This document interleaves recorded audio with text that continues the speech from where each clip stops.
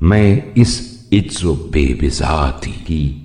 اپنے بارے میں گواہی دیتا ہوں اور اپنی کمزوری و بیچارگی کا اعتراف کرتا ہوں، لہذا جو وعدہ تو نے مجھ سے کیا ہے اسے پورا کر، اور جو دیا ہے اسے تکمیل تک پہنچا دے، اس لیے کہ میں تیرا وہ بندہ ہوں جو بے نوا، عاجز، کمزور، بے سر و ساما، حقیر، ذلیل، نادار،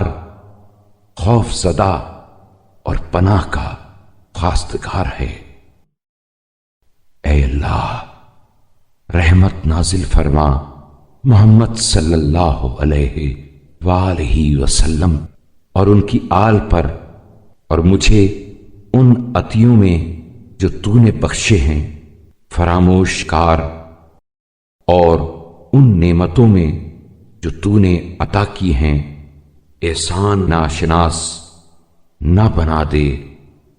اور مجھے دعا کی قبولیت سے نا امید نہ کر، اگرچہ اس میں تاخیر ہو جائے۔ آسائش میں ہوں یا تکلیف میں، تنگی میں ہوں یا فارغ البالی میں، تندرستی کی حالت میں ہوں یا بیماری کی، بدحالی میں ہوں یا خوشحالی میں، تونگری میں ہوں یا اسرت میں، فقر میں ہوں یا دولت مندی میں،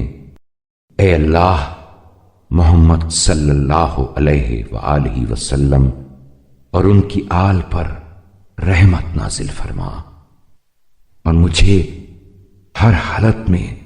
مدح و ستائش و سپاس میں مصروف رکھ۔